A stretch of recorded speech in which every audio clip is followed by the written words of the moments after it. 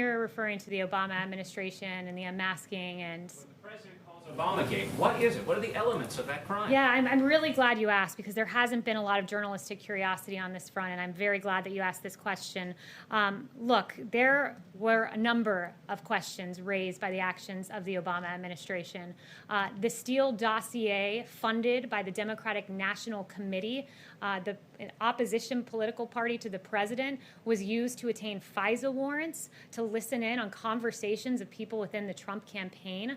There was the unmasking the identity of Michael Flynn, and we know that in a January 5th meeting in the Oval Office with President Obama, Sally Yates from the Department of Justice learned about the unmasking, not from the Department of Justice or from the FBI. She learned about it from President Obama and was stunned and could barely process what she was hearing at the time, because she was stunned of his knowledge of that.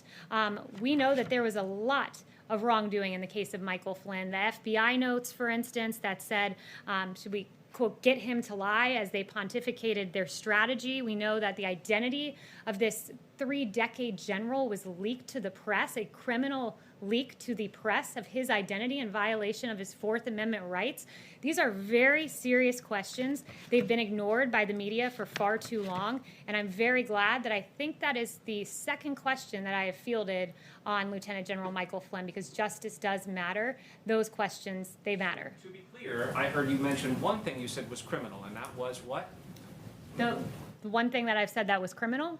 The leaking of his name and the very real questions that have been raised. But if you want to start talking about wrongdoing in the administration, happy to go through Andy McCabe leaking to the Wall Street Journal and then lying about it. Happy to talk about James Clapper lying before Congress, saying the NSA does not monitor phone calls. That was an inaccuracy, to say the least, if not a lie. And John Brennan telling Congress that the bogus Steele dossier played no role in the Russia probe, when in fact we know it did and was the basis of attaining FISA warrants. So there's a lot of mistruths there that were said, many of them under oath. So I would point you to those and the many other real questions that I hope you all will pursue. So is the president's view that those people should be